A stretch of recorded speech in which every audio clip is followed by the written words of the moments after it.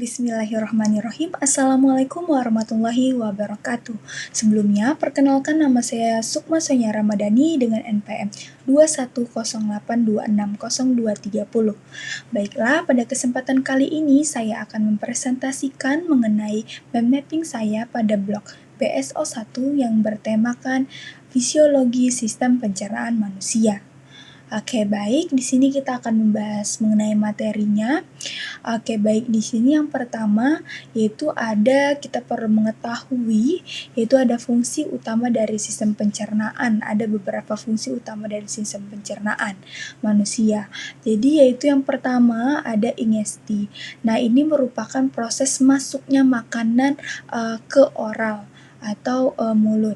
Nah, selanjutnya yaitu ada motilitas atau pergerakan makanan secara pristatik dan segmentasi. Selanjutnya ada sekresi penyerapan enzim, air, asam, biokarbonat, dan empedu.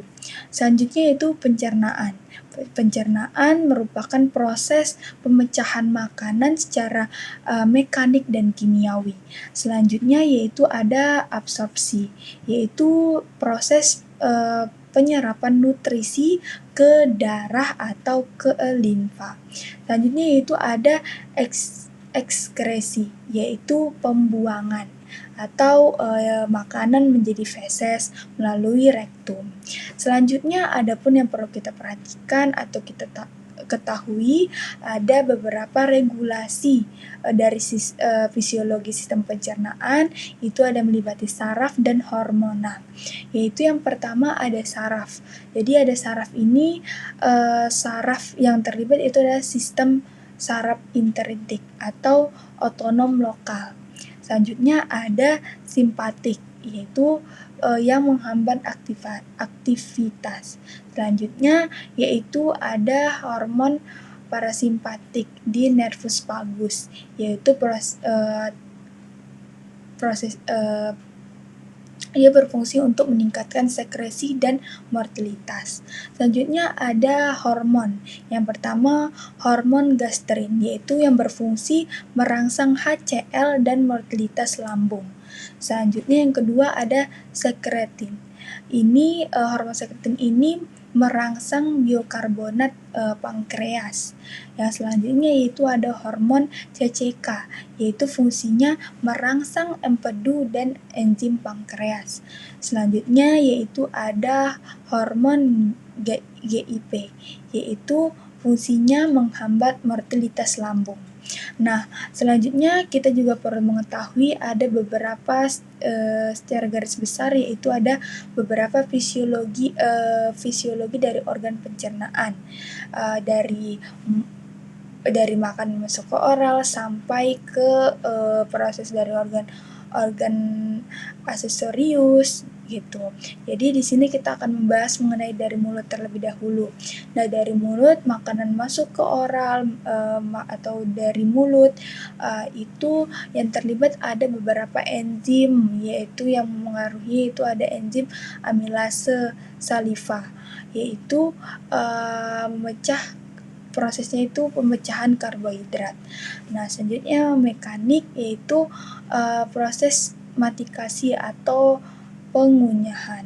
Selanjutnya ada yang terlibat ada lendir dan saliva atau air ludah dan saliva, yaitu sebagai pelumas. Selanjutnya dari mulut ke lambung yaitu ada yang terlibat asam HCl, yaitu denaturasi protein dan aktivasi pemosinogen.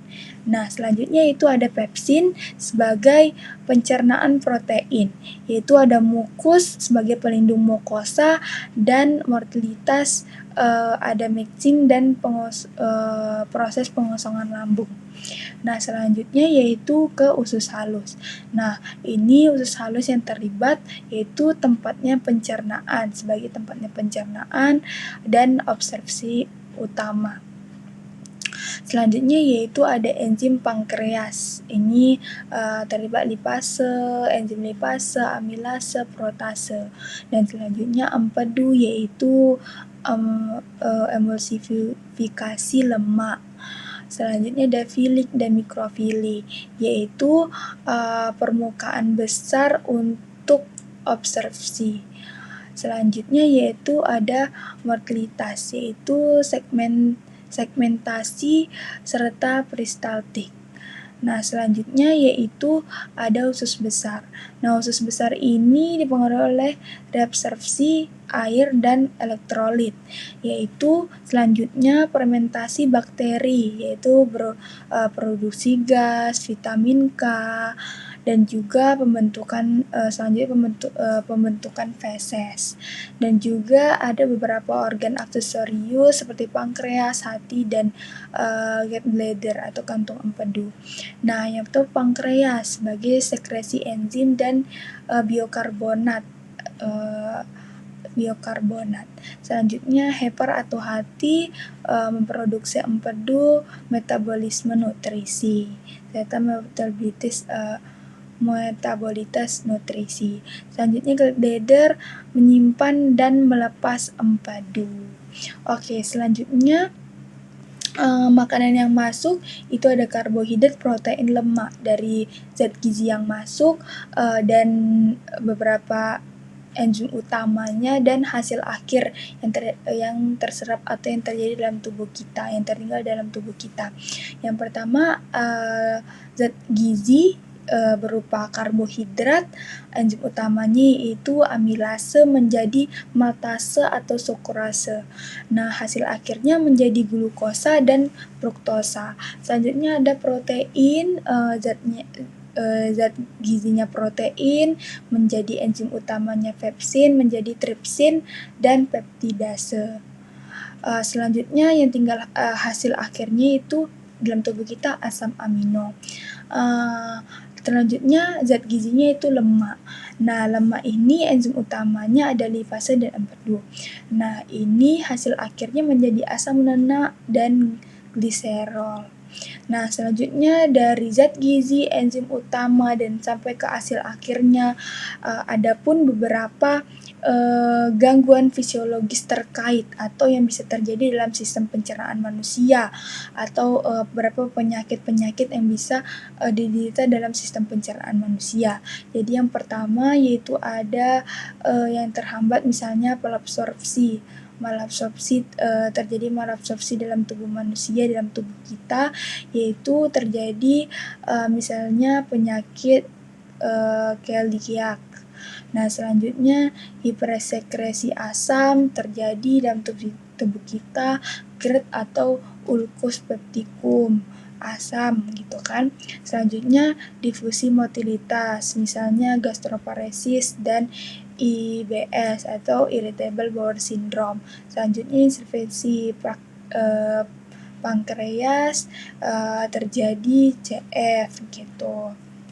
Nah, jadi ini merupakan proses fisiologi dalam sistem pencernaan manusia dari makanan masuk ke lambung, makanan sampai menjadi feses.